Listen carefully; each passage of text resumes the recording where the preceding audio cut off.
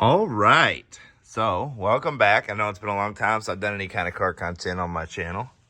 So what we're working on today, see if y'all can guess by the transmission or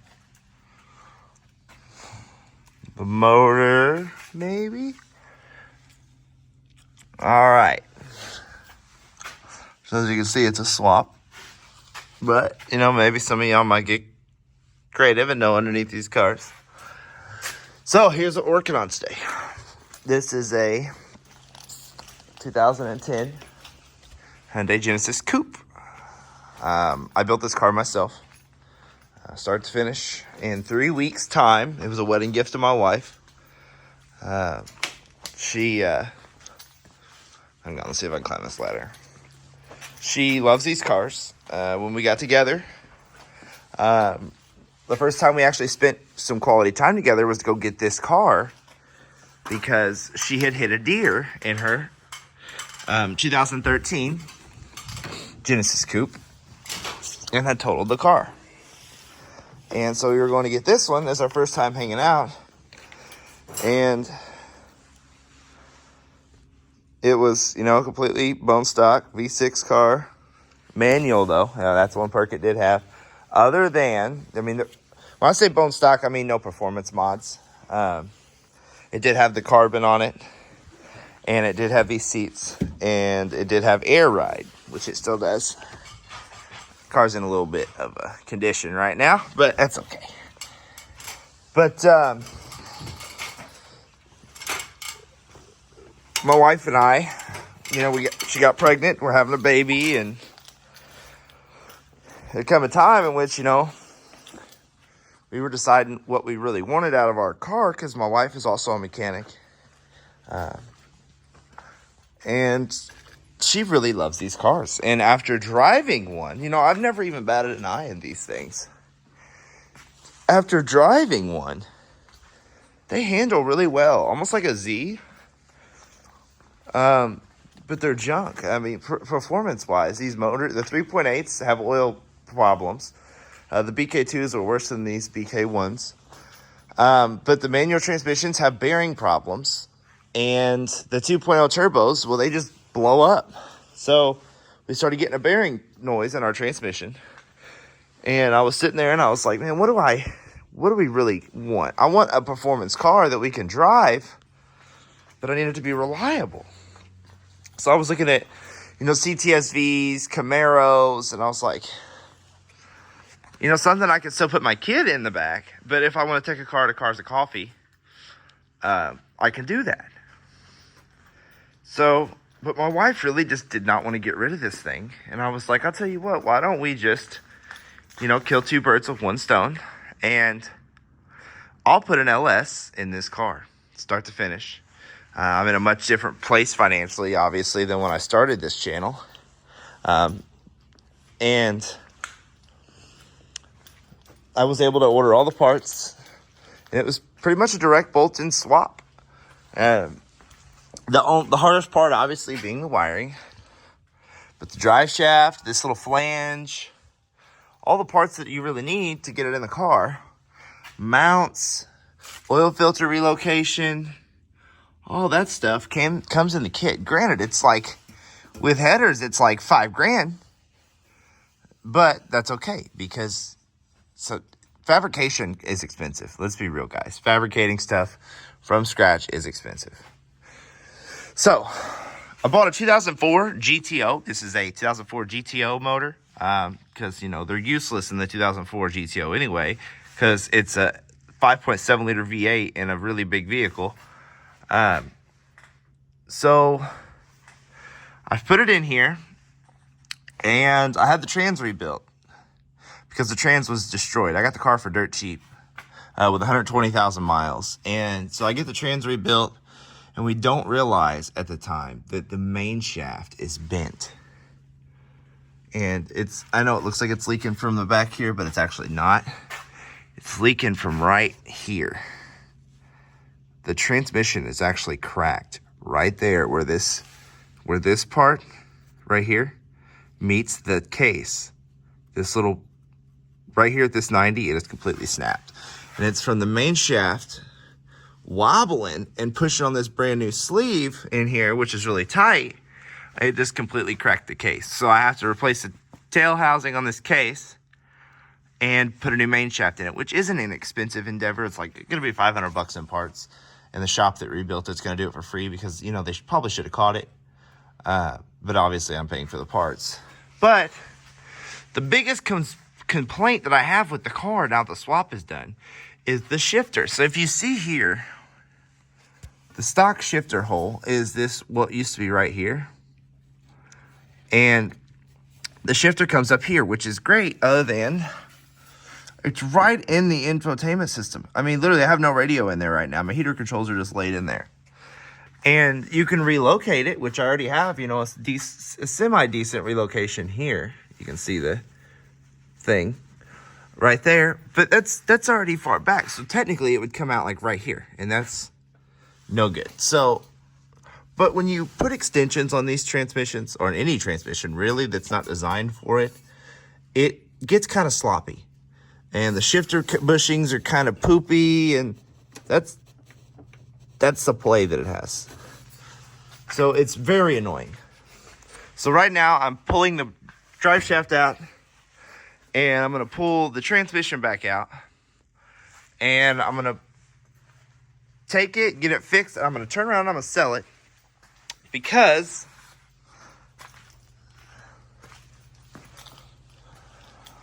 I bought this. It's a T56 Magnum XL, which takes the shifter back. As you can tell, look at how long. This is where the mount is on this transmission. Look how much further back that the output shaft goes in comparison. So here's the mount. Look at that. That's like this big.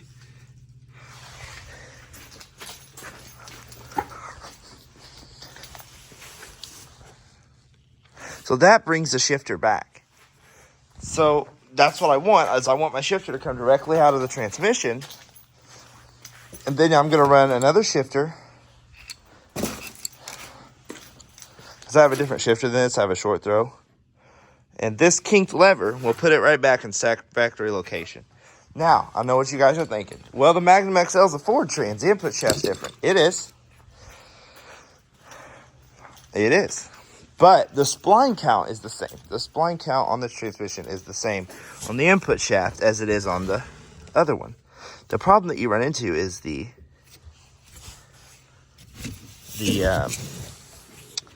this is a GM alignment tool for the clutch and GM pilot bearing. So if you look at the two side by side, see how much skinnier the GM pilot bearing hole is? The Ford one is much thicker, which there's really no perk to that, but this is the way that the Ford one is designed. So what I've done is this is a oil light bushing that's perfectly sized. So I'll still grease it, but these oil light bearings or bushings actually, in my opinion, last longer than an actual bearing does, because a lot of times the rollers will fail on the bearing and then tear up your input shaft. And due to this being the inferior metal, this will always get smoked before that gets smoked. So when these get hot, this is an impregnated bushing. And when it gets hot, it seeps oil. It's self-lubricating always. It's actually kind of slick to the touch right now.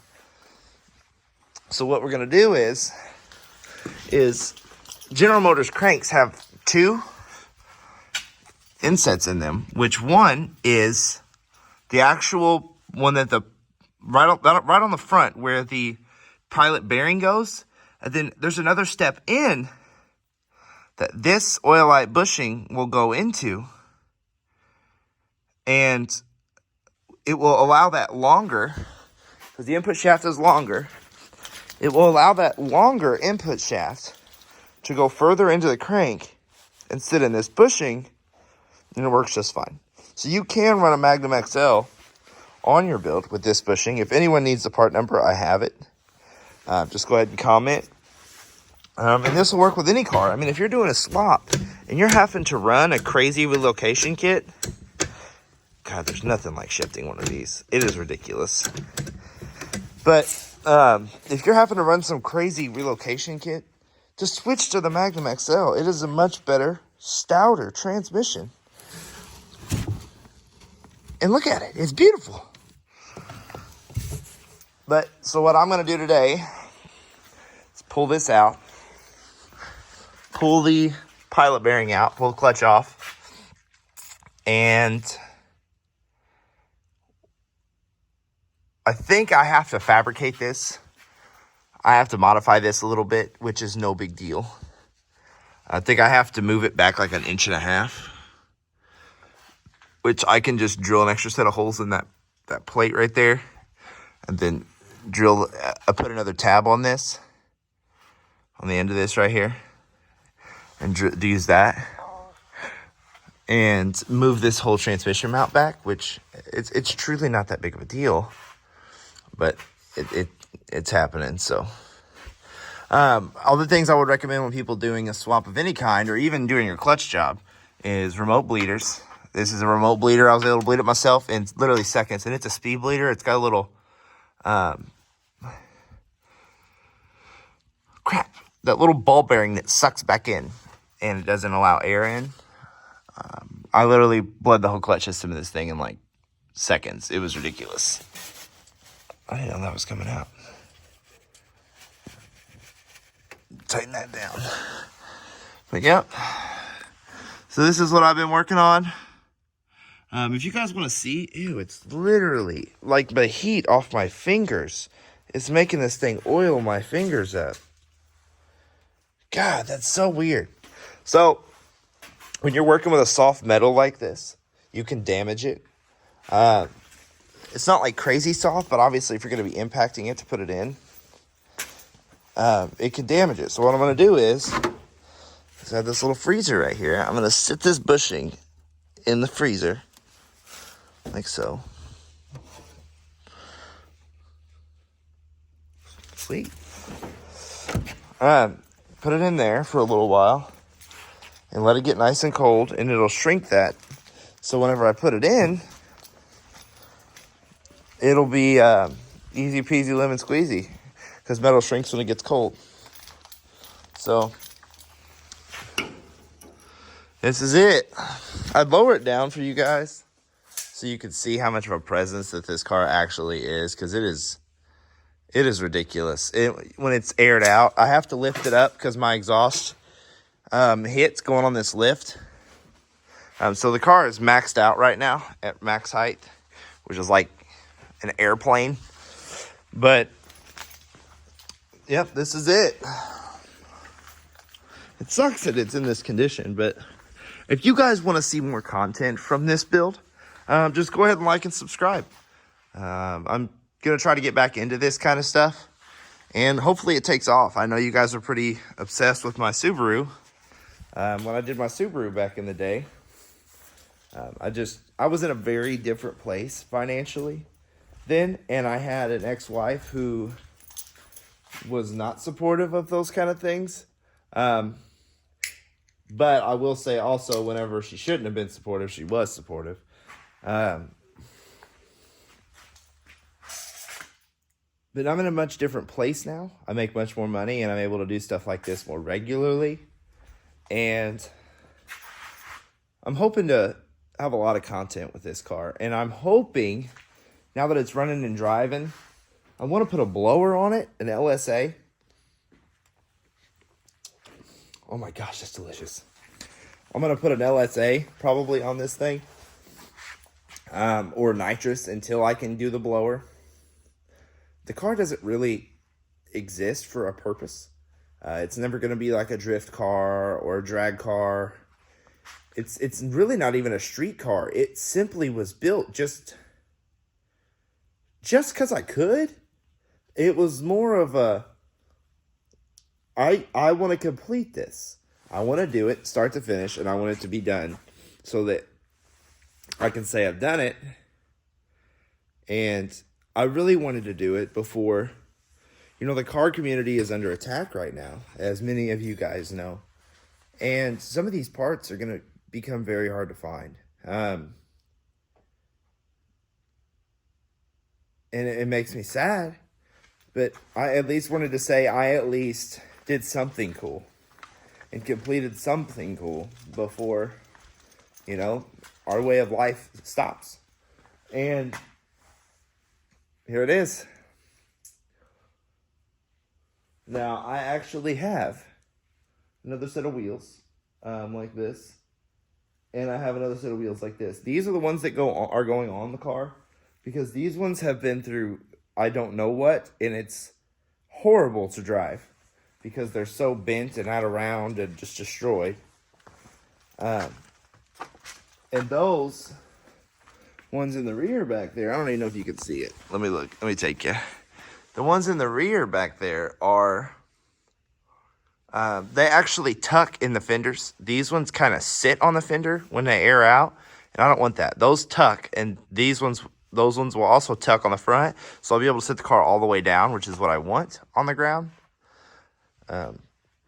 And this has got to go. This is the BK1 front end, and I tell you, you have this really nice aggressive styling down the side.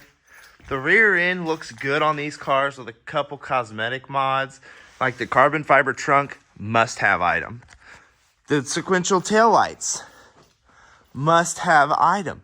But you have this really aggressive, sporty-looking car that you would never expect, you know, to come from Hyundai, of all people. And then the front of it looks like it goes, hey, at parties. It's terrible. It's horrible. It's the most passive-aggressive front end I've ever seen. So I'm going to put the BK2 front end on it, which requires me to modify the radiator support, different radiator support, different front bumper, different headlights, different hood. And I don't need to change the fenders, but I'm switching over to carbon fiber fenders. So I'm going to do that anyway. But I'm going to change the headlights, bumper, hood. I'm going to be selling this carbon fiber hood if anyone's interested. I'm putting the BK2 front end on it with a mesh grill. You know, just simple mod. Looks real good. But yeah.